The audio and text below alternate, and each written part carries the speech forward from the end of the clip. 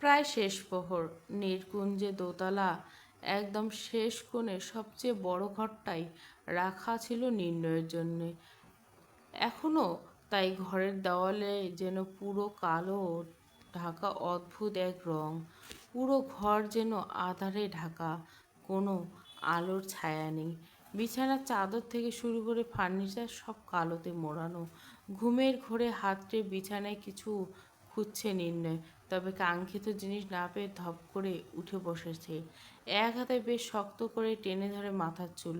মন অস্থির ব্যাকুল। বিছানা ছেড়ে নেমে দাঁড়ায় সে। বেড সাইডে রাখা পানির গ্লাস থেকে এক চুমুক শেষ করে পুরো পানি। হঠাৎ বেরিয়ে যায় পায়ে ঘর ছেড়ে। হাঁটতে হাঁটতে এগিয়ে দাঁড়ায় ঠিক রিধিমার ঘরের দরজায়। কানে বাজে হৃদয়ে তীব্র স্পন্দন। হাত কেঁপে উঠছে দরজার কড়া স্পর্শ করতে গিয়ে। দরজা ভাঁজালো ছিল। হালকা ঠেলে দিলেই সে কর্কর শব্দে খুলে যায়। নির্ণয় ধীরে ধীরে পা বাড়িয়ে রুমের ভেতরে ঢুকে। রুমের ডিম লাইটে নীলাভ আলোয় রিধিমার পাশে ঘুমন্ত রোজার অবয়বে যেন এক মায়াবী স্বপ্নের মতো লাগছে সামনে। আজও টি শার্টটা স্বাভাবিকের চেয়ে একটু উপরে উঠছে, উন্মুক্ত পেটের কিছু অংশ দৃশ্যমান। সেই স্পর্শকাতর ত্বকের উপর নির্ণয়ের চোখ আটকে যায় অচেতনভাবে। তবে আজ সে স্থানে রিধিমার হাত। বুকের ভেতর এক অজানা জোরালো রাগ জেগে ওঠে, যেন সে কোনো অদৃশ্য শত্রুর হাতে আহত হয়েছে। কিছু সময় দাঁড়িয়ে এক পা করে বেডের কাছে এগিয়ে যায় নির্ণয়। হাতটা কেঁপে ওঠে, মনের ভিতরে অস্থিরতার এক ঝড় বেয়ে যাচ্ছে।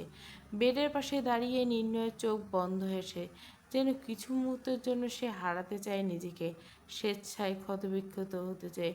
নির্ণয়ের গলা শুকিয়ে আসছে, নিঃশ্বাস ঘন হয়ে উঠছে। শুকনো ঠোঁটজোড়া জিভা দিয়ে বারবার ভিজিয়ে নিচ্ছে সে। এই ছোট্ট মুখটার যেন একমাত্র উপায়, যেটা তার বেঁচে থাকার শীতলতার রাস্তা।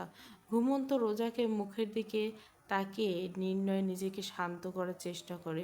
রোজার মৃদু শ্বাস প্রশ্বাসের সুরে যেন তার অস্থির হৃদয় কিছুটা হলেও থেমে যায়। মনটা পায় সামান্য আরাম, যেমন কাল কোনো ঝড়ের পর মিলেমিশে আসে অন্ধকারের মধ্যে এক ক্ষণস্থায়ী শান্তি। রোজার শান্ত মুখভাব যেন এক মায়াবী পরী, যার উপস্থিত নির্ণয়ের ভেতরকার অন্ধকারকে একটু স্নান করে দেয়। সে বুঝতে পারে তার অস্থিরতার মাঝে রোজার নীরব ভালোবাসা হয়তো তার একমাত্র আশ্রয়। এই মেয়ের রূপ যেন কোনো অভিশপ্ত মায়া। নির্ণয় ধরে রাখতে পারছে না নিজেকে। রোজার ঘুমন্ত মুখের দিকে চেয়ে তার বুকের ভিতর জ্বলে ওঠে দহনের অবদমন আর আকাঙ্ক্ষার দোলাচল। কোনো এক ঘোরে ঠোঁট একটু একটু করে এগিয়ে আসে রোজার মুখের দিকে, ঠিক যেন একটা নিষিদ্ধ স্পর্শের দোরগোড়ায় দাঁড়িয়ে নির্ণয়। স্পর্শ করতে চায়, খুব করে চায় ছুঁয়ে দিতে। হাড় কাঁপছে, পিঠ ঘাম গড়িয়ে পড়ছে, শরীর ঘামে ভিজে গেছে, ছটফট করছে।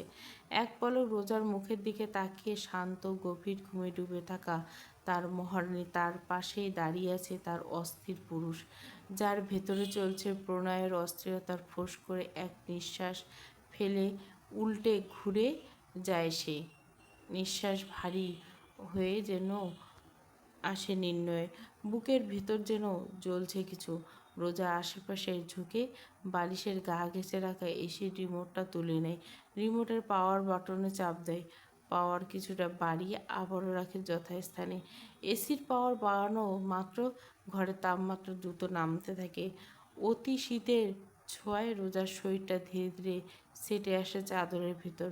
ঠান্ডার তীব্রতায় তিরতির করে কাঁপতে থাকে রোজার ঠোঁট দুটো। আজ কোনো মতেই যেন নিজেকে দমাতে পারে না নির্ণয়। রোজার কাঁপতে থাকা ঠোঁট দুটোয় কাঁপা কাঁপা ছুঁয়ে দেয় বৃদ্ধা আঙ্গুলে। মুহূর্তে শরীর ঝাঁকিয়ে ওঠে তার।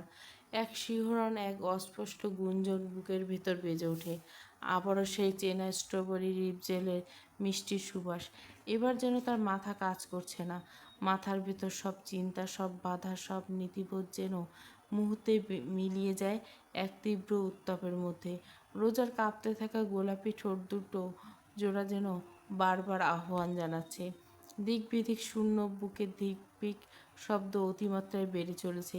শরীরটা ঝিমঝিম করছে, বুকের ভিতর তোলপাড়ার, মস্তিষ্ক যেন হ্যাং ধরেছে। উপায়ন্ত না পেরে ধীরে ধীরে ঝুঁকে পড়ে রোজার দিকে, আচমকা ঘুমন্ত শরীরটাকে পা জাকলা করে তুলে পা বাড়ায় নিজের ঘরের দিকে। ঘরে প্রবেশ করতে বুকের ঘরে ধরে রাখা ঘুমন্ত রোজার নিঃশ্বাস মৃদু কাঁপে নির্ণয়ের কাঁধে। কিছুটা এগিয়ে গিয়ে কালো চাদরে ঢাকা বিছানা সযত্নে রোজাকে শুইয়ে দেয়।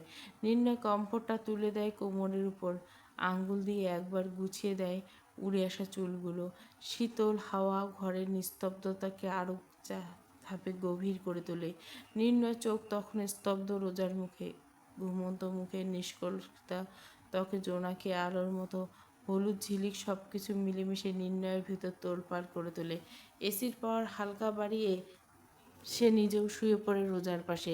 দুজনের মাঝে খুব সামান্য ফাঁকা, তবু সেই ফাঁকাটুকু বজ্রের মতো ভারী। নির্ণয় চোখ বন্ধ করে শান্ত করতে চায় নিজেকে, ঘুমোতে চায়। ঘুম আসে না। রোজার নিঃশ্বাসের সুর আরও শরীরের উষ্ণতা তাকে নিঃশব্দে পোড়াতে থাকে ভিতর থেকে। একটা দীর্ঘ নীরবতা পার করে যেন নির্ণয় আর পাচ্ছে না নিজেকে আটকাতে। অস্পষ্ট আলো, ঠান্ডা ঘর আর শরীর খুব কাছে থেকে রোজা সব মিলিয়ে আর সে দুর্বল, একদম সামলাতে পারে না নিজেকে। আষ্টেপৃষ্টে জড়িয়ে মুখে গুজে রোজা কোমল ঘাড়ে।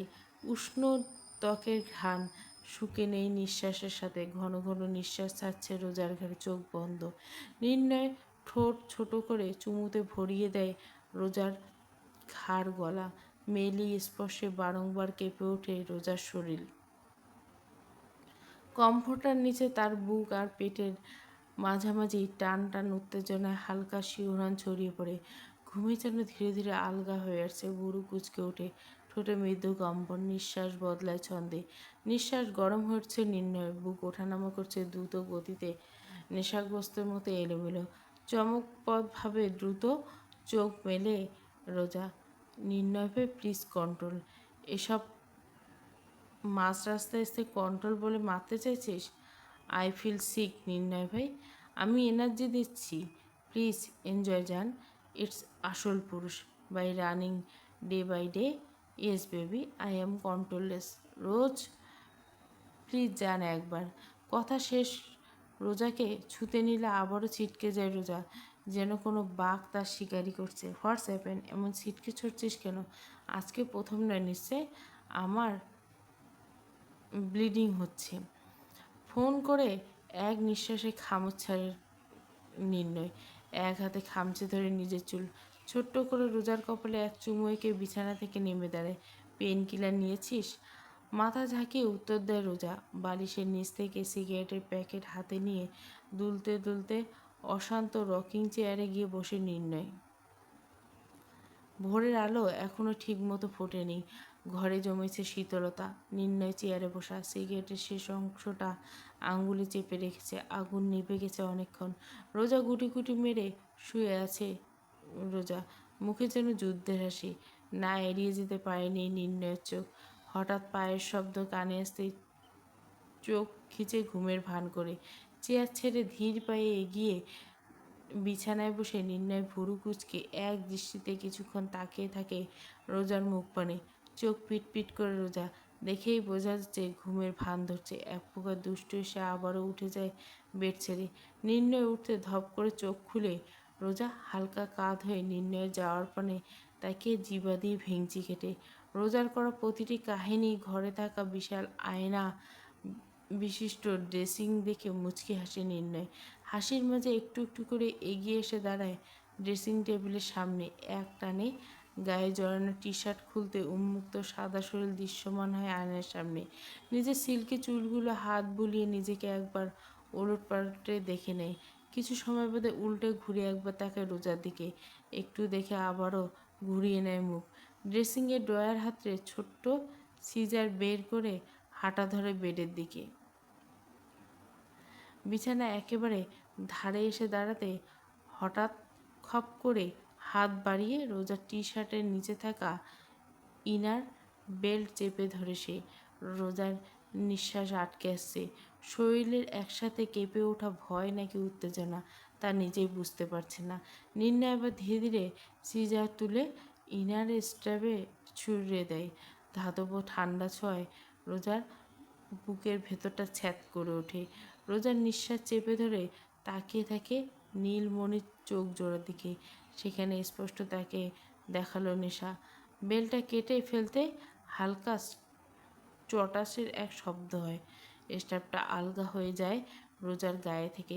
সে খানিকটা চুপচাপ, শুধু নিঃশ্বাস ফেলার শব্দ ছাড়া আর কিছুই করেনি। নির্ণয় বেলটা তুলে নিয়ে হাতের মধ্যে ধরে রাখে, কিছুক্ষণ মনোযোগ দিয়ে চোখ বোলায়। তাতে যেন একটা কোনো যুদ্ধের ট্রফি। রোজা কিছুটা বিস্ময়ে তাকিয়ে থাকে তার দিকে। নির্ণয় বেলটা হাতে ঘুরিয়ে আঙ্গুলে বুলিয়ে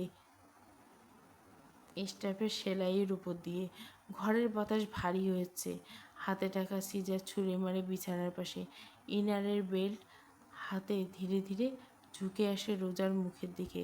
রোজা কিছু বলতে যাওয়ার জন্য ঠোঁট হালকা ফাঁক করার আগেই নির্ণয় আচমকা বেলটা উঁচু করে আনে। এক টানে রোজার দুহাত মাথার পিছনে নিয়ে শক্ত প্যাচে বেঁধে ফেলতে থাকে। হাত দুটো ঠিক গিয়ে বাড়ি খায় বেডের বাড়তি কাঠের সাথে। রোজার নিঃশ্বাস ঘন হয়ে আসে। মুখে কিছু বলার চেষ্টা করে থেমে যায়। সব শক্তি ক্ষয় হতে থাকে তার। নির্ণয় আরও একটু ঝুঁকে আসে। ধীরে ধীরে মাথা নিচু করে রোজার গলার কাছাকাছি আসে। কি করছেনটা কি আপনি? রোজার গলা কাঁপছে, চোখ মুখে একরাশ বিরক্তির সাথে অস্বস্তির ঘোষণা তাতে। নির্ণয় হাত থামে না। হাতে পেঁচানোর বেল্টের শেষ প্রান্ত শক্ত করে গিঁট দেয়। তারপর এক পলক তাকিয়ে থাকে রোজা দিচ্ছে। বেঁধে নিচ্ছি, নাহলে এরা আমাকে বাধা দিবে। তা বেঁধে কী হবে শুনি? চোখ সরু করে ধীরে ধীরে বলে রোজা। এবার আর গলা কাঁপুনি, চোখে অসীম কৌতূহল। ভোরের মিষ্টি আলো, রাতের কালো পিরিতটা হবে বেবি। তৈরি হয়ে নাও। একবার শুরু হলে থামতে দেরি আছে। লজ্জায় মিলিয়ে যায় রোজা। গলা শুকিয়ে আসে তার। শরীর জুড়ে হালকা কাঁপনি। ঠোঁট ভিজে উঠছে নিজের অজান্তে। নির্ণয় লজ্জাপতি লজ্জা আরও কিছুটা বাড়াতে হাতের নাক ঘষতে থাকে রোজার গালে। কী ভাবছিস আমার নাকের ডগা চালাকি করে বেঁচে যাবি? লজ্জাবতী গাছের মতো একেবারে মিলিয়ে যায় রোজা। চোখ খিচে বন্ধ করে নেয়। নির্ণয় মুখ তুলে কিছু সময় তাকিয়ে থাকে রোজার দিকে। গাল দুটো কেমন ব্লাশ করছে মেয়েটার। অদ্ভুতভাবে জড়িয়ে ধরে নির্ণয়। ঠোঁট ছোঁয়ায় রোজার কাঁধের গাঁটে। বেশ লম্বা একটা চুমন খায় সে। কিছু সময় মুখ ডুবিয়ে থাকে তাতে। রোজা আঁকড়ে ধরে নির্ণয়ের গলা। ভোরের হালকা রোদ চোখে এসে পড়ছে। জানলার পর্দা কিছুটা সরে যায়। নির্ণয় ব্যস্ত তার একনিষ্ঠ কাজে। তার আঙ্গুলগুলো ধীরে ধীরে নিচে নামছে, ঠিক যেন তানপুরা তার ছুঁয়ে দেওয়া মতো যত্নে। আঙ্গুলে উঠে আসছে শিহরণ। রোজার ঠোঁটে ঠোঁট গলিয়ে বেরো চাপা শব্দ। প্লিজ নির্ণয় ভাই। রোজা তখন কাঁপছে, শুধু শরীর নয়, পুরো আত্মা জুড়ে কাঁপছে। নিঃশ্বাস ঘন। এভাবে কাঁপছিস কেন? এখনও ঠিক মতো ছুঁই নেই আমি। নির্ণয় গলায় এক মিষ্টি মাদকতা, কণ্ঠে মাদকতা মিশ্রিত। মানে রোজাকে পাওয়ার কামুকতা। আঙ্গুলগুলো ধীরে ধীরে নেমে আসছে রোজার কোমরের কাছে। লজ্জায় যেন ভর করে রোজার শরীর। ইচ্ছে তো করছে মাটির নিচে ঢুকে টালা বন্ধ করতে। তুই যত লজ্জা পাবি আমি ঠিক তত গভীরে যাব। চোখ দুটো গোল গোল হয়ে গেল রোজার, ঠিক যেন রসগোল্লা। এই বুঝে কুঠির ছেড়ে বেরিয়ে আসবে। ফিক হয়ে করে হেসে ওঠে নির্ণয়। ডানে হাতে আলতো করে টেনে দেয় রোজার নাক। আবারও মুখ ডোবায় তার গলায়। তোর নেশা যেন মাদকতাকে হার মানায়, তবুও সিগারেট খান? রোজা চটপট উত্তরে ভড়কে যায় নির্ণয়। প্রায় রোমাঞ্চ ভুলতে বসেছে। দু হাতে মাথা চেপে ধরে চিবিয়ে চিবিয়ে বলতে থাকে, ফোকাস নির্ণয়, ফোকাস। মাথা টাল সামলে নাড়ি। চল জলদি কাজ শুরু করি। রোজার বুকে উঠানামা ধীরে ধীরে ছন্দহীন হয়ে উঠছে। চোখ এক মিশ্রিত রেশ, ভয় আর কামনা। নির্ণয়ের হাত ধীরে ধীরে এক গভীর যাত্রায় নামে। তার আঙ্গুলগুলো যেন কোনো কবিতার পংক্তির মতো বয়ে যাচ্ছে রোজার ত্বকের উপর। প্রতিটি ছোঁয়ায় আগুনের শিখার মতো একবার ছুঁয়ে যেন রেখে যাচ্ছে নিজের চিহ্ন। সে এক হাতে রোজার ঘাট ছুঁয়ে আর এক হাত থেকে নেমে আসে পিঠের নিচ থেকে ধীরে ধীরে, কোমরের বাঁকে, তারপর আবার নিচে। রোজা বারবার কেঁপে ওঠে। দুজনের নিঃশ্বাস আশ্রয় পড়ছে বদ্ধ বিছানায়। নির্ণয় আঙ্গুল তখন বুকের খাঁজে যেন তামার ইস্পাতের মতো সেই উষ্ণতা। ধীরে ধীরে আরও একটু নিচে নামে সে, খুঁজে নিচ্ছে সেই জায়গা যেখানে রোজা আর নির্ণয় আলাদা নয়, একটিমাত্র জোড়া মানুষ। সময় থেমে গেছে, চারপাশ নিস্তব্ধতা, শুধু শোনা যাচ্ছে নিঃশ্বাসের চাপা গর্জন, হৃদয়ের ধুকপুক আওয়াজ, আর মাঝে মাঝে রোজার ঠোঁট থেকে বেরিয়ে আসা ক্ষীণ অস্ফুট সার। দুটো শরীর, দুটো মন, দুটো অস্তিত্ব এখন যেন এক স্রোত ভেসে চলছে। এক মুহূর্তে নির্ণয় একটু একটু করে দখল করে নিচ্ছে রোজার হৃদয়। তার শরীর, তার নিঃশ্বাসের ভেতর অলিন্দ হাঁপিয়ে উঠছে রোজা। এদিকে সর্বাঙ্গ প্রায় অবশ। নির্ণয় নিজেও তার ধৈর্যের প্রতিমা হয়ে ধীরে ধীরে ছুটছে অবিরত, গভীরভাবে ছুঁয়ে যাচ্ছে রোজার প্রতিটি অনুভব। এক একটা স্পর্শ রোজাকে আরও নরম করে দিচ্ছে, ভেতর থেকে গলিয়ে দিচ্ছে তার সমস্ত বাধা, সমস্ত সংকোচ। মিলেমিশে একাকার হয়ে গেছে নরনারীর দুটো শরীর, আত্মা। সময়টা যেন ধোঁয়াশার আলোয় আধারিতে ডুবে থাকা এক বিষণ্ণ রোমান্টিক স্বপ্ন। হঠাৎ নির্ণয় ফিসফিসে বলে ওঠে, একটু জোরে দেন যান, হয়ে এসেছে। নির্ণয় কণ্ঠে অনুরোধ, একটু তাড়না আর কিছু দখলদারি। কথাটা রোজার কানে ঢুকতে তার শরীর কেঁপে ওঠে। ক্লান্ত ঘামে ভেজা শরীরটা যেন শক্তি টুকু দিয়ে খামচে ধরল নির্ণয়ের চুলের গোছা। চোখ বন্ধ, ঠোঁট কাঁপছে, নিঃশ্বাস ছাপিয়ে যাচ্ছে শব্দের সীমায়। একটা তীক্ষ্ণ দীর্ঘশ্বাস ঠোঁটে ফাঁক দিয়ে বেরিয়ে এলো, যেন সমস্ত ব্যথা, সমস্ত ভালোবাসা আর সমস্ত হাল ছেড়ে দেওয়া মিশে আছে সেই নিঃশ্বাসে। ধীরে ধীরে রোজার শরীরে প্রতিটি ভাঁজ চিনে নিচ্ছে নির্ণয়, যেন অনন্ত ধৈর্যের পরীক্ষা। রোজা নিজেও যেন তার অস্তিত্ব বিসর্জন দিচ্ছে নির্ণয়ের বাহুতে। সময় কত গড়ালো জানা নেই দুজনের। ক্লান্ত শরীর যেন নেতিয়ে পড়ছে তাদের। শরীরের প্রতিটি রক্তকণিকায় যেন ঘাম আর উষ্ণতার ধাক্কা। নিঃশ্বাস ভারী, হৃদয়ের ধীরে চলা ঘোড়ার মতো হ্যাচকাচ্ছে। নিস্তব্ধ ঘরের ভেতরে কেবল শোনা যাচ্ছে শরীর ঘর্ষণে থেমে যাওয়া, পরে জন্ম নেওয়া নিস্তব্ধতা, যেটা ঘুম আর জাগরণের মাঝে একটা আবছা বিষণ্ণ পৃথিবী। চুপচাপ শুয়ে আছে রোজা, এক হাতে চেপে ধরে আছে নির্ণয়ের কাঁধ, চোখ আধ ভেজা, ঠোঁট দুটো ফাঁকা, নিঃশব্দে শীতল ছ। অপরদিকে নিঃশব্দে কালো রঙের ছাদে দাঁড়িয়ে আছে নির্ণয়, এক হাতে বুকে পড়ে থাকা রোজার চুলে আলগোছো চুলগুলো চালিয়ে যাচ্ছে সে। সময় অদ্ভুত, দুজনের মাঝে নেই কোনো শব্দ, নেই কোনো তারা। এই একটি মুহূর্তে আটকে আছে সমস্ত জীবন। তবুও এক গভীর শূন্যে পাঁজরের ফাঁকে ঢুকে যাচ্ছে, ধীরে ধীরে ছেয়ে দিচ্ছে চোখ।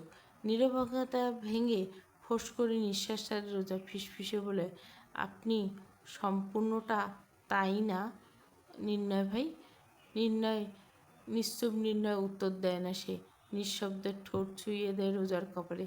ছিটকে কিছুটা দূরে সরে যায় রোজা, যেন এই মুহূর্তে নির্ণয় নামে কালসাপকে খুব বিরক্ত লাগছে। তুই থেকে এভাবে বাইলা মাছের মতো ছিটকে যাস কেন রোজ? কাছে আয় বলছি। নির্ণয় নিশ্চুপ। রোজা দাঁতে দাঁত চেপে মুখ বন্ধ করে রাখে, একদম উত্তর করবে না কোনো কথার। রোজ, তোকে কাছে আসতে বলছে, আমি কাছে আয় না? শরম করে? হ্যাঁ, শরমের নারে হাঁকতে যায় মামা বাড়ি, শ্বশুর বাড়ি। ছি, মোটেও এমন করি না আমি নির্ণয় ভাই। আমার বাড়িতে বিশাল বড় ওয়াশরুম আছে, সাথে এক্সপেন্সিভ টয়লেট। টয়লেট যত এক্সপেন্সিভ হোক না কেন, ওর কাজই তো হাগু গ্রহণ করা আর আমাদের কাজ ত্যাগ করা, তাই না? দেখি আয়, টপাটপ কয়েকটা চুমু খেয়ে নেই তোকে। আপনার মুখে সিগারেটের বাজে গন্ধ, ইয়াকথু। আগে ব্রাশ করেছি, নোংরা লোক কোথাকার। কি আবারও মুখের গন্ধের কথা বলছিস? ছি। পুরো ঘর দূষিত হলো। সকাল 9টা। দোতলার দক্ষিণ দুয়ারে পাশের ঘরটা রেজওয়ান চৌধুরী। ঘরটা বেশ পরিপাটি, একদম গোছানো গোছানো। খাটের পাশে রাখা সাইড টেবিলে আধখানা চা থেমে আছে, কিন্তু কাপটা এখনও কুসুম গরম। দক্ষিণের জানলা দিয়ে রোদের তীর ছড়িয়ে পড়েছে খবরের কাগজে পাতায়। রেজওয়ান চৌধুরী আধা হেলান দিয়ে বসে আছে বালিশে, চশমার ফ্রেমে চোখ রাখে। তিনি পড়ছেন দৈনিক সংবাদ। পত্রিকার পাতানো উল্টানো শব্দে ঘরের স্তব্ধতা ভাঙছিল সামান্য। ঠিক তখনই দরজায় খটখট আওয়াজ কানে আসে। দরজার ওপাশে এক চাপা শব্দ। রেজওয়ান চৌধুরীর কপাল হালকা কুঁচকে পত্রিকার ভাঁজ বন্ধ করে মাথা তুলেন। একবার তাকান দরজার দিকে। কণ্ঠে অস্থির এনে মুখে এক গাম্ভীর্য টেনে আস্তে করে ফিসফিস করে বললেন, এই সময় আবার কে এলো? কড়কড় করে আবারও শব্দ হয়। দরজার শব্দ একটু জোরেই ছিল। রেজওয়ান চৌধুরী এবার উঠে দাঁড়ান। চশমা খুলে ধীরে টেবিলের উপর রাখেন। চোখ সরু করে তাকান কিছুক্ষণ। কে ওখানে? বড় আব্বা আসবো? রেদওয়ান চৌধুরী এগিয়ে যান দরজার দিকে। রিয়ানকে দেখে গুরুগম্ভীর মুখটা হঠাৎ হাস্যোজ্জ্বল হয়ে ওঠে। এসো দেখে আব্বাজান, আমার কাছে আসতে আবার পারমিশন লাগে আপনার? দরজা থেকে পা বাড়িয়ে ধীরে ধীরে ঘরে ঢুকে, পরনে ব্ল্যাক ট্রাউজারের সাথে খয়েরি রঙের গেঞ্জি। আজকাল চোখের আড়ালে যখন অনেক কিছু হয়, পারমিশন তো কেবল ফর্মালিটিস বড় আব্বু। মুহূর্তে হাস্যোজ্জ্বল মুখটা মলিন হয়ে আসে রেজওয়ান চৌধুরী। রিয়ান থেকে মুখ ফিরিয়ে তিনিও আবার পা বাড়ান বিছানার দিকে। তবে যেতে যেতে শান্ত কণ্ঠে বলেন, কি বলতে চাইছো তুমি? আপনি নিশ্চয় অবুঝ নন, তাই আশা করছি আমার কথার মানে আপনি ঠিক করে বুঝবেন। রিয়ান কণ্ঠে হালকা তেজ, রাগী কণ্ঠে ধমক ওঠেন রেজওয়ান চৌধুরী। চোখ দুটো প্রায় লাল বর্ণ ধারণ করছে। না, ভুলে যেও না আমি কে। আপনি কে ভুলিনি বলে এখনও সম্মান করছি। আপনি আমাকে সম্মান দিচ্ছি, না হলে আপনার কারণে আজ আমার বোন মৃত্যুর মুখ থেকে বেঁচে ফিরছে। আপনাকে নিশ্চয় পুজো করব না, তাই না? কি বলতে চাইছো তুমি? রোজাকে নিশ্চয় আপনি আপনার সুপারিশে ডিপার্টমেন্টে ঠিক আপনার কাজের সঙ্গী করছেন। তাই তো মানে? ওর কিছু হয়ে যেত তো পারতেন। আপনি পানি থেকে কুমিরের সাথে বিবাদে নেমেছেন, তা নিশ্চয় ভুলে গেছেন। যেখানে রোজার জীবনে ছোট্ট একটা সিদ্ধান্ত নেওয়ার অধিকার নির্ণয় চৌধুরী ছাড়া বাড়ির অন্য কোনো ব্যক্তির নেই, সেখানে তার অবস্থায় আপনি আমার বোনকে বিপদে ফেলছেন। তুমি ভুলে যেও না, নির্ণয় আমার ছেলে। আপনি হয়তো অস্বীকার করতে পারেন না ভাই আর রোজের সম্পর্কের মানে। ওই অসভ্যটার সাথে থেকে থেকে অসভ্যতা শিখেছ। অসভ্যতার বীজ তোমার মাঝে ঢুকিয়ে দিয়েছে বেয়াদবটাই। আর অসভ্য হওয়ার মূল চাবিকাঠি আপনি ভুলে যাননি নিশ্চয়। রোজের জন্য করা ওর পাগলামিগুলো আপনি ভুললে আমি ভুলতে পারিনি। হয়তো একটু ছোট ছিলাম, মেমোরিতে এখনও গেঁথে রয়েছে। এখন কি করতে এসেছো এখানে? ওটা বলে বিদায় হও। আপনি যত দ্রুত সম্ভব রোজার রেজিগনেশন লেটার আমার হাতে তুলে দিবেন। আমার বোনকে আর কোনো বিপদে পড়তে দেখতে চাই না আমি। সম্ভব নয়। ডিপার্টমেন্টে তোমার আর আমার বাপের কেনা গোলাম নয়, আর সেখানে চাইলেও যাওয়া আসা যায় না। তোমার মতো শিক্ষিত ছেলে যাওয়ার কথা। আমি আমার বোনের নিরাপত্তার বাহিরে কিছু জানতে চাই না। মেহেরিন 5 বছরের চুক্তিতে আবদ্ধ। 5 বছরের আগে সে কখনো এখান থেকে বেরোতে পারবে না। আর শুনে রাখো, খুব শীঘ্রই তাকে আবারও দেশের বাইরে পাঠানো হবে। কাজ এখনো শেষ হয়নি। পুরো ঘরের ভিতর নিস্তব্ধ। কাঠের ফার্নিচারগুলো ঠান্ডা, দেওয়ালের ছবিগুলো যেন তাকিয়েছে তাদের দিকে। রিয়ান দাঁতে দাঁত কামড়ে বসে আছে। হাতের আঙ্গুলের মুঠো হয়ে গেছে, শিরা ফুলে উঠছে, কিন্তু মুখে একটুও রাগ নেই। যেখানে নিজের রাগ নিজেই গলে নিচ্ছে। মুখ খুলে আবারও কিছু বলতে যাবে, হঠাৎ দরজায় আবারও খটখট শব্দ হলো। দুজনের মনোযোগ উল্টে যায়। কথা থেকে মনোযোগ সরিয়ে আবারও দরজার কাছে যায় রেজওয়ান চৌধুরী। এবার গাম্ভীর্যপূর্ণ জিজ্ঞাসা করে, কে? দরজার অপর প্রান্তে মিষ্টি এক কণ্ঠে উত্তর আসে, ব্যস্ত আছে বড়বাবু? ছোট্ট এক জবাবে যেন মুহূর্তে দুটো মানুষের মনে জ্বলতে থাকা তুষের আগুন পানি ঢেলে শীতল করতে সক্ষম। রেজওয়ান চৌধুরী দ্রুত এগিয়ে গিয়ে দরজার কাছে দাঁড়ায়। দরজা একটু ফাঁকা করে রোজাকে ভিতরে আসতে সাহায্য করে। কেমন আছো মামুনি? ঘরে ঢুকতে রেজওয়ান চৌধুরীকে আদুরে জড়িয়ে নেয় রোজা। স্নিগ্ধ এক হাসি দিয়ে শান্ত স্বরে বলে, খুব ভালো বড়বাবু। শরীর কেমন আছে আমার মাটার? একদম ফিট। আমি আসলে তোমাকে একটা ইনফরমেশন। বাকি কথা বলার আগে চোখ চলে যায় রিয়ানের উপর, যে অবর্তমানে তাদের দিকে তাকিয়ে এক দৃষ্টিতে। ভাইজান তুমি এখানে? নিশ্চয়। রিয়ান এখনও ঘোরের মাঝে সীমাবদ্ধ। আশেপাশে কোনো শব্দ যেন তার কানে প্রবেশ করছে না। রোজা পা টিপে টিপে এগিয়ে যায় রিয়ানের কাছে। একদম কাছাকাছি সে বেশ জোরে চেঁচিয়ে উঠে সে, ভাইজান! মুহূর্তে থতমত খেয়ে যান রিয়ান। চোখ দুটো যেন হঠাৎ করে বের হয়ে আসে। ঠোঁটের কোণে জমে থাকা নিঃশ্বাসটা আটকে যায় মাঝপথে। চারিদিকে একবার চোখ বুলিয়ে চাইছে আসলে এখানে কি ঘটছে। এদিকে দু হাতে কান চেপে ধরে আছে রেজওয়ান চৌধুরী। এবার চেপে চেঁচাচ্ছিস কেন তুই? তার আগে তুমি বলো, তুমি কার সাথে কথা বলছিলে? বলো বলো। রিয়ান রোজার মাথায় এক গাঁটটা মেরে এগিয়ে গিয়ে রুমের সোফায় বসে। রেজওয়ান চৌধুরীর পরিস্থিতি স্বাভাবিক দেখে কান থেকে হাত নামিয়ে বেশ জোরে এক নিঃশ্বাস ছাড়ে। আমি কি ভাবি তা তোকে বলতে আমার বয়ে গেছে। আগে বল তুই এখানে কেন? আমি বড়বাবুর সাথে একটু দেখা করতে এসেছিলাম। ওয়েট, তোমরা কি কোনো দরকারি বিষয়ে কথা বলছিলে? আমি কি বিরক্ত করলাম? আরে মামুনি, না তেমন কিছু না, এসেছো ভালো হয়েছে। কাল তো ওই ইডিয়েটটার জন্য তোমার সাথে কথা বলা হয়নি। আচ্ছা, কাল কী হয়েছে? এত চেঁচামেচিতে আমার ঘুম ভাঙেনি কেন? খুব খুব করে কাশি ওঠে রিয়ানের। রোজা রেজওয়ানের কথায় উত্তর না দিয়ে এগিয়ে যায় ভাইয়ের দিকে। ভাইজান, কি হলো তোমার? ব্যস্ত ভঙ্গিতে সামনে থাকা পানি ভর্তি গ্লাস এগিয়ে দেয় রোজা। মুহূর্তে এক গ্লাস পানি শেষ করে রিয়ান ধরে এবার যেন প্রাণ ফিরে পেল। রোজা ভীষণ উৎসুক। বড়বাবু? তাই তো, জেগে উঠতে পারিনি। কোনো মতে কথাটা বলে ফোঁস করে একটা শ্বাস ছাড়ে রিয়ান। রোজাকে পানির সাথে স্লিপিং গ্যাস মিশিয়ে দিয়েছিল নির্ণয়, তবে খুব বেশি নয়, সামান্য পরিমাণ, যার প্রভাবে ঘুমিয়ে ঢুকেছিল। পুরো কথাটাই যেন এক মিথ্যের নিচে চাপা ফেলে দিয়েছে। সন্ধিয়ান চোখে রিয়ানের দিকে তাকায় রেজওয়ান চৌধুরী। চোখে তীক্ষ্ণতা, যেন মনে হচ্ছে কোথাও কোনো প্যাঁচ আছে। তার তীক্ষ্ণতা, চোখ দুটো যেন রিয়ানের চোখ দিয়ে থেমে যায়। একটু ভুরু কুঁচকে থাকে তার দিকে, ঠোঁটের কোণে দৃষ্টি সন্ধানী একরকম নীরবতা। এই নীরবতায় ভয়ঙ্কর। রিয়ান মুখ নিচু করে, গলার স্বর শুকনো, চোখে ক্লান্তি, কিন্তু রেজওয়ান চৌধুরী তার প্রতিটি অঙ্গভঙ্গি খুঁজে নিচ্ছেন কিছু একটা অসংলগ্নতা, একটা বিচ্যুতি। একেই বলে এত চেঁচামেচি শব্দ তার কানে ঢোকেনি। ঘরের তখন এক অদ্ভুত, এক ভারী নিস্তব্ধতা।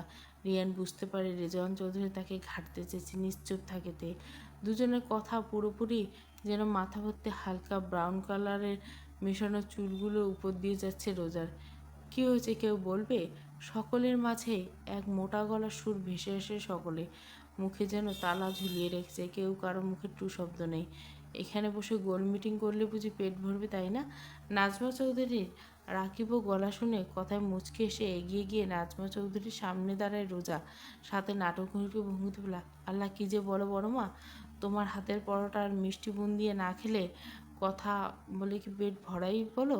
রাগের মাঝে ফিক করে হেসে উঠে রোজার কান টেনে ধরে নাজমা চৌধুরী, কণ্ঠে নমনীয়ের সাথে আদুর হয়ে বলে, দুষ্টু মেয়ে বড় মাকে বোকা বানানো হচ্ছে? একদম না ডার্লিং, তোমাকে কি করে বোকা বানাই বলো? তুমি কি এমনিই বোকা? কথা শেষ এক ছুট দেয় রোজা। আশেপাশে তাকানোর কোনো সময় নেই। এখন বাঁচতে হবে। হালকা খেপিয়ে দিচ্ছে নাজমা চৌধুরী। এখন বাঁচতে হলে পালা, রোজ পালা। তবে রে দুষ্টু মেয়ে, রোজাকে ধরতে হাত বাড়ানো নাজমা চৌধুরী। তবে তার আগে রোজা পাগার পার, তবে তাকে পায় কে? মুখে হাসি রেখে রেজওয়ান চৌধুরী রিয়ানের দিকে তাকে আবার বলে, তোমরা কি যাবে নাকি এখানে থাকবে? আসছি বড় মা, বলে রিয়ান রুম ছেড়ে বেরিয়ে যায়।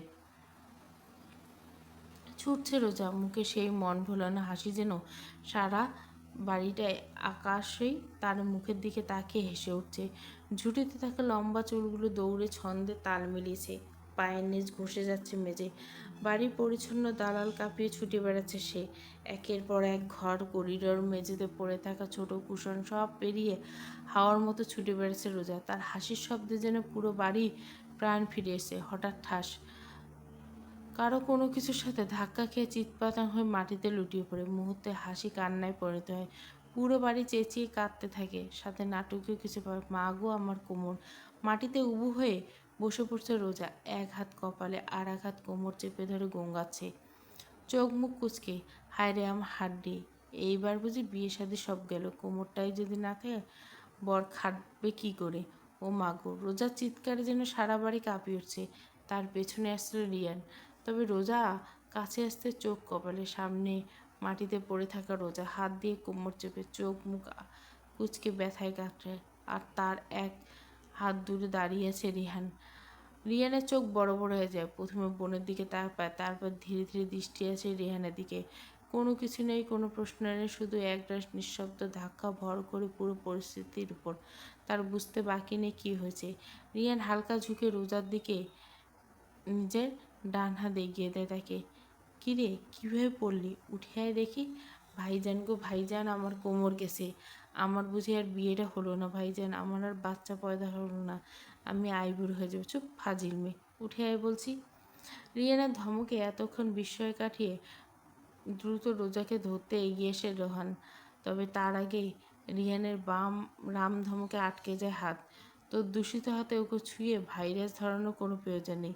রাগে কটমট করে রিয়ানের দিকে তাকায় রিহান। সেই সুযোগ পেলে চোখ মুখ রাস বিরক্তি উঠে বলে, ভাইজান গো, ওরে ময়না সাবধান বোন আমার।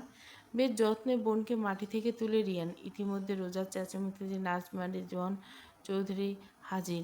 দোতলার কোণে হওয়া শোরগোল নিচ পর্যন্ত পৌঁছায়নি। নাজমা চৌধুরী জলদি এসে দাঁড়ায় রোজার কানে। কিরে, কীভাবে পড়লি? এক ছুটে তো এলি, ছুটতে গিয়ে চোখ কপালে তুলিস। রিয়ানের বোকা মাঝে রিয়ানের ধমকে উঠে নাজমা চৌধুরী, কণ্ঠে তেজ না আনে মুখে শাসন। আর রিয়ান, বাচ্চা মেয়ে ব্যথা পেয়েছে, ওকে সাবধানে নিচে নিয়ে আয়। কী যে বলো বড় মা, ও বাচ্চা দুটো ভিন্ন। বয়সে দেখেছো বিয়ে দিলে বাচ্চার মা হবে, তাও দুটো না, পুরো ক্রিকেট টিম। মুচকে হাসে নাজমা চৌধুরী। দুজনের পাগলামি বেশ এনজয় করছে। দেখো ভাইজান, আমি নিজে থেকে পড়িনি। রিয়ান ভাই ডাইনোসরের মতো সামনে এসে দাঁড়ালো, তাই তো আমি বাচ্চা মেয়েটা আখাম্বা শরীরের সাথে উষ্টা খেয়ে পড়লাম। রেহানের দিকে তাকিয়ে দাঁতে দাঁত চেপে রিয়ান। রোজা আশেপাশে রিয়ানের ছায়াও যেন পছন্দ না হয় তার। অনেক হয়েছে, এবার নিচে চলো। খাবার টেবিলে সকলে অপেক্ষা করছে তোমাদের জন্য। নির্ণয় ভাই এসেছে বড় মা। হাসি মুখে অন্ধকার নেমে আসা বুকে জমানো কষ্টগুলো যেন বুক চিরে বেরোতে চায়। রোজা বুঝতে পারে ভুল জায়গায় ভুল কথা বলেছে। হয়েছে, আর কথা না, এবার নিচে চলো। পুরো পরিস্থিতি যেন মুহূর্তে সামনে নেয়। এক হাতে রোজাকে আগলে পা বাড়ায় হলরুমের দিকে। খাবার টেবিলে জমেছে ভিড়। পুরো টেবিল জুড়ে হইচই। ত্রিধা, আয়ান, রিধিমা, অপূর্ব সকলে একে একে কথা বলে চলেছে কত রকমের প্ল্যানিং। পাশে দাঁড়িয়ে এক এক করে প্লেটে খাবার বেড়ে দিচ্ছে রত্না চৌধুরী। সকলে গল্পে মজে। সিঁড়ি দিয়ে একে কে নেমে এসেছে Riyan, Roza, mister and Mrs Chowdhury. Riyan আস্তে আস্তে করে রোজাকে নিয়ে যায় টেবিলে। টেবিলের কাছে এনে একটা চেয়ারে বসিয়ে দেয় রোজাকে। সকলের চুপচাপ যেন ভূত দেখার মতো কিছু একটা কাহিনীকে আরও কিছু মজা দিচ্ছে। সিঁড়ি দিয়ে নেমে রেহান খাবার টেবিলের কাছে আসতে রত্না চৌধুরী এগিয়ে আসেন তার কাছে। আয় বাবা আয়, খাবার বেড়ে দিচ্ছি। ভুরু জোড়া কুচকিনে রিয়ান ঠায় দাঁড়িয়ে প্রশ্ন ছুড়ে রত্না বেগমের দিকে, আমাদের কি তোমার চোখে পড়েনি আম্মু? তবে সে কথার উত্তর না করে রত্না চৌধুরী রিহানকে সম্পূর্ণ এড়িয়ে যান। রিহান টেবিলের কাছে এসে কারো দিকে না তাকিয়ে রোজার পাশে এসে দাঁড়ায়।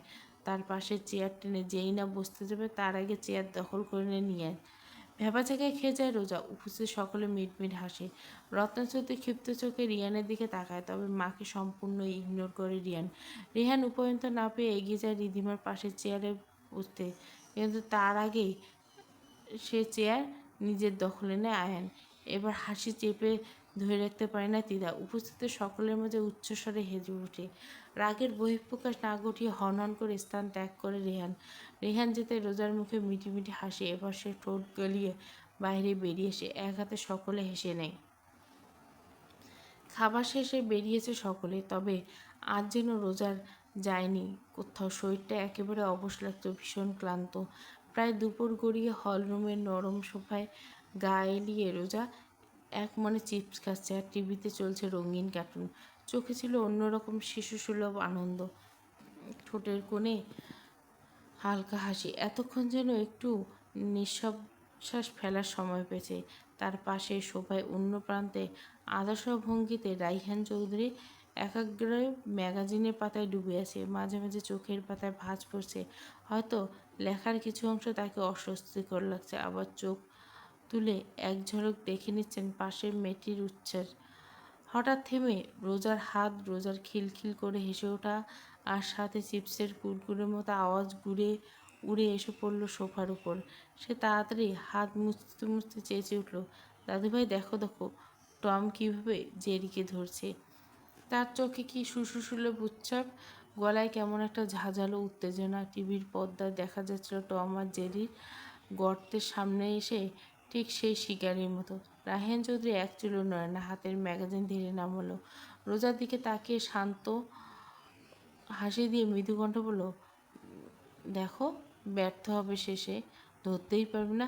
রোজা মুখ ফুলালো, তুমি কিছু টমের পক্ষে বলো না কেন দাদুভাই?